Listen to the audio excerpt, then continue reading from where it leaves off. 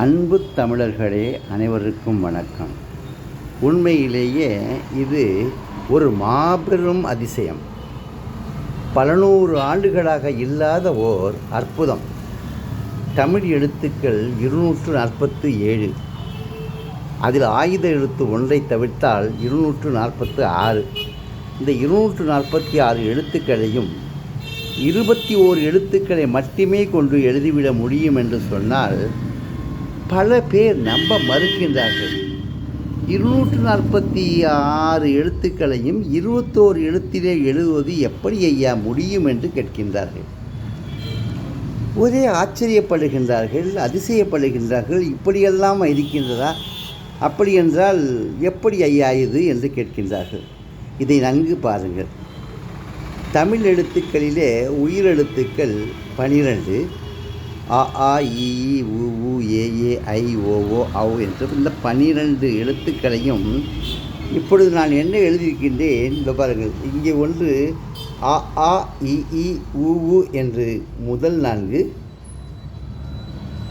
உ ஊ ஏ ஏ என்று இடை 4, ஐ ஓ ஓ ஔ என்று கடை 4. ஒரே எழுத்து நன்கு பாருங்கள். ஒரே எழுத்து அ ஆ இ ஈ என்று வந்துவிட்டது. அந்த ஒரே எழுத்து உ ஊ ஏ ஏ என்று வந்துவிட்டது.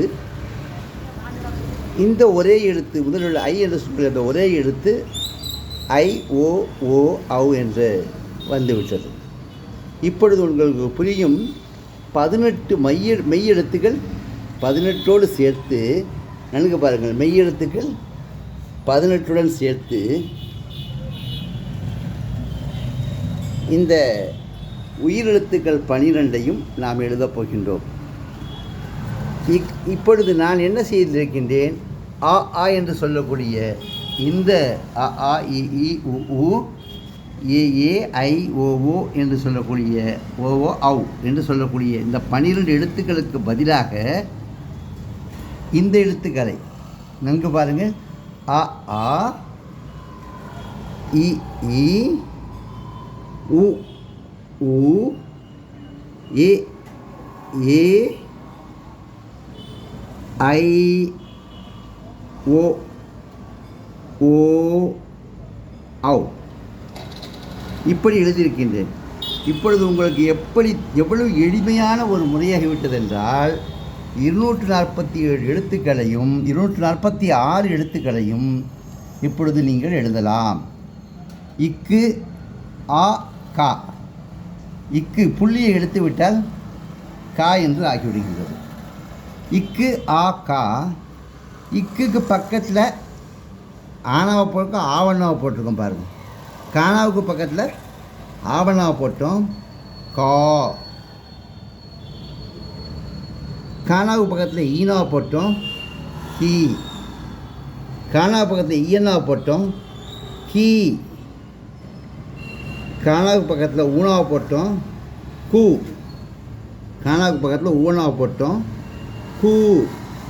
கானாவுக்கு பக்கத்தில்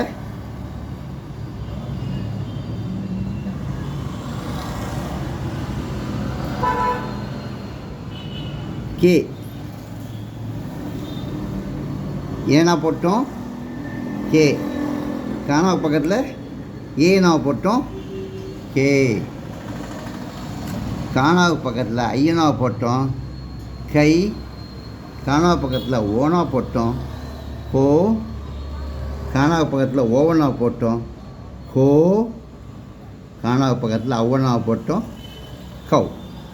அப்போ என்ன ஆகி போச்சு பாருங்கள். நல்லா இந்த எழுத்துக்களை திரும்பி நம்ம பார்க்கும் பொழுது க, கா, கி, கி, கு, கு, கே, கே, கை, கோ, கோ, கவ்.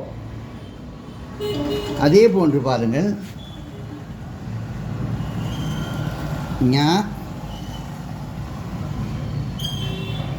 ஞா, நீ, நீ, ஞு, ஞு, ஞே, ஞே, ஞை, ஞோ ஞோ ஞாவோ.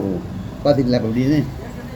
இப்போ இதே போல் மிச்சம் உள்ள 18 எழுத்துக்களோடு சேர்த்து இந்த இருக்கக்கூடிய மெய்யெழுத்துக்கள்னு சொல்லக்கூடிய இந்த 18 எழுத்துக்களுடன் புள்ளியை எடுத்துட்டா உயிர்மெய் எழுத்தாக மாறுது. உயிர்மெய் எழுத்துக்க நம்ம எப்போ கா ஆவணா படச்சுன்னா கா. இதே மாதிரி கா ங சா ங டா நா என்று 18 எழுத்து எழுப்புகிறோம். இதுதாங்க ரொம்ப எளிமையான ஒரு வழி. இந்த வழியை நீங்கள் யாரும் நம்புறதுக்கு ரொம்ப கஷ்டப்படுறாங்க. இது முடியக்கூடியதாக என்கின்றாங்க. இல்லை இப்போ நீங்கள் பாருங்கள், 1வது படிக்கிற பிள்ளைக்கு நம்ம சொல்லிக் கொடுத்தோம்னா 2வது போகும்போது முழு தமிழையும் நிச்சயமாக படிக்கும். நீங்கள் சிறிது யோசனை பண்ணி பார்த்தீங்கன்னா உங்களுக்கு புரியும். சிந்தித்து பார்ப்பவர்கள் அறிவுத்திறனும் மிகுந்த அறிவும் கொண்டவர்கள் தமிழர்கள் நிச்சயமாக இதை அறிந்து கொள்வார்கள் என்பதில் எந்த விதமான சந்தேகமும் இல்லை. அறிவாளிகளாகிய தமிழர்கள் இந்த 30 எழுத்துத்தான் இருந்தது என்கின்றார்கள்.